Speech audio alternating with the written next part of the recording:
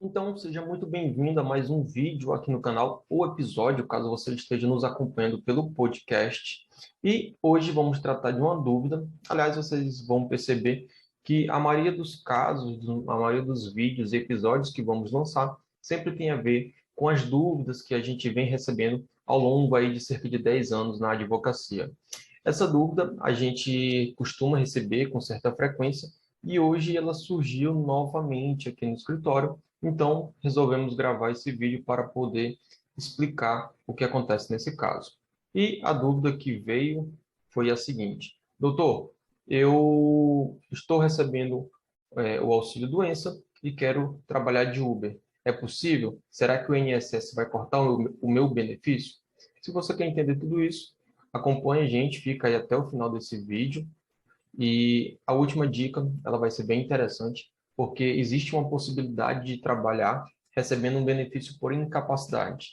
Vou te contar no final desse vídeo. Então vamos entender isso aqui. Os benefícios por incapacidade basicamente são três: a aposentadoria por invalidez, atualmente chamada de aposentadoria por incapacidade permanente, o auxílio-doença, agora chamado de benefício por incapacidade temporária, e o auxílio-acidente. Então vamos entender isso aqui. O que é aposentadoria por invalidez?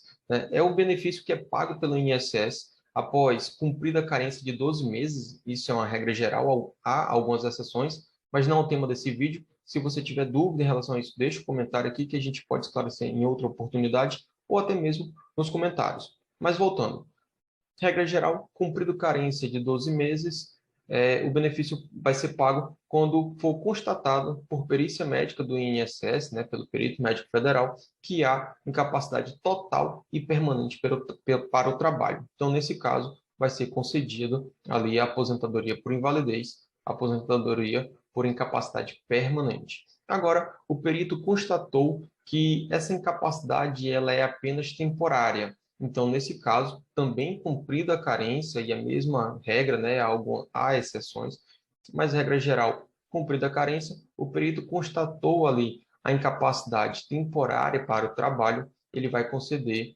o benefício por incapacidade temporária, né, o antigo auxílio acidente, como é mais conhecido e até hoje vem sendo chamado pelas pessoas. Agora existe o terceiro benefício, que é o benefício do auxílio acidente. Esse benefício ele vai ser pago em razão de consolidação de sequelas decorrente de um acidente de qualquer natureza. Por exemplo, a amputação de um dedo, né? Ou amputação de um membro, algum acidente que a pessoa sofreu, por exemplo, algum trauma na coluna, né? E ficou com algum tipo de lesão ali que causa alguma deformidade na coluna, alguma questão assim.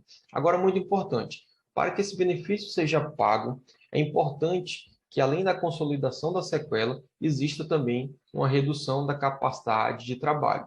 Então, vamos lá. Lá no caso da aposentadoria por invalidez e do auxílio-doença, é necessário que exista uma incapacidade para o trabalho. Já no caso do auxílio-acidente, é apenas uma redução da capacidade de trabalho. Normalmente, mas isso não é obrigado, a lei não traz essa regra, mas normalmente o auxílio acidente termina sendo pago após o término do recebimento do benefício por incapacidade temporária, o auxílio doença. Então, comumente o que acontece? Auxílio doença, constatado que esse benefício teve origem em um acidente de qualquer natureza, constatado que ficou uma sequela e constatado que essa sequela reduz a capacidade de trabalho, a gente passa a ter o auxílio acidente. Então, auxílio doença, depois o auxílio acidente. Mas volto a repetir, isso é uma coisa que costuma acontecer, mas a lei não traz essa obrigatoriedade de que haja primeiro auxílio doença e depois o auxílio acidente. Em determinadas situações, pode ocorrer do auxílio doença ser pago de imediato, diretamente, o auxílio acidente, tá bom?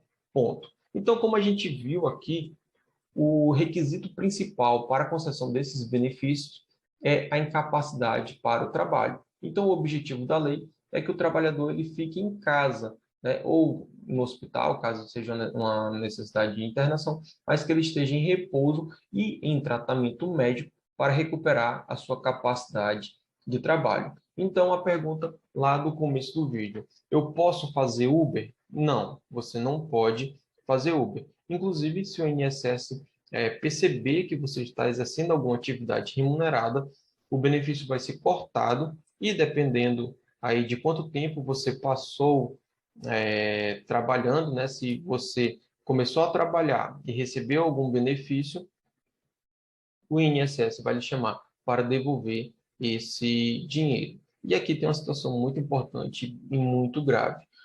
A gente chama, temos o bem de família, né? Vou tentar resumir aqui essa história. Por exemplo, a casa que você comprou e mora com a sua família, ela é o bem de família, né? Ele não pode ser penhorado. Esse bem, essa casa, não pode ser tomada para o pagamento de uma dívida, por exemplo.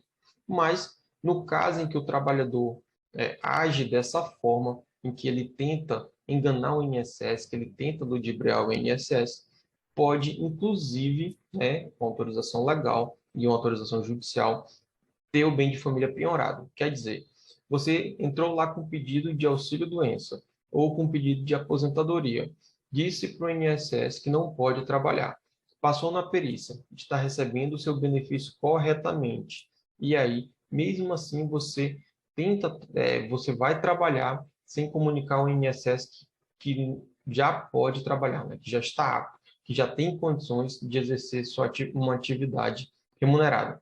Você tenta trabalhar para ficar recebendo auxílio-doença ou aposentadoria e também conseguir tirar um dinheiro extra por fora. Nesse caso, o INSS, constatando essa fraude, ele vai suspender o benefício e vai lhe chamar para devolver os valores pagos durante todo o período que você esteve trabalhando e recebendo o benefício. E muito mais do que isso, também pode perder a sua casa aí para o INSS, tá certo? Agora, qual que é a exceção que eu falei lá também no começo do vídeo?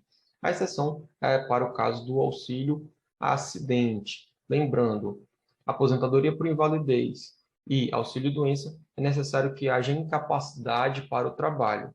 Agora, o auxílio acidente é necessário que haja redução da capacidade de trabalho em razão de consolidação de sequela decorrente de acidente de qualquer natureza. Então, nesse último caso, e exclusivamente nesse último caso, o trabalhador pode sim retornar ao mercado de trabalho, tá bom? Dúvida também que aparece muito aqui. Ah, Breno, mas e o bico? Né? Eu posso fazer um bico, o INSS não vai descobrir, ninguém vai declarar? Eu não aconselho, tá bom? É um procedimento errado. Se você disse lá para o INSS que não pode trabalhar, é importante que você realmente fique de repouso, cumpra o seu tratamento médico e, quando estiver podendo trabalhar, comunique ao INSS ou, transcorrido ali o prazo do seu benefício, você volte às suas atividades. E lembrando a exceção, né? O auxílio acidente, nesse caso não tem problema, você pode sim trabalhar mesmo recebendo o benefício. E aí, esse benefício vai ser pago até quando chegar a data da sua aposentadoria.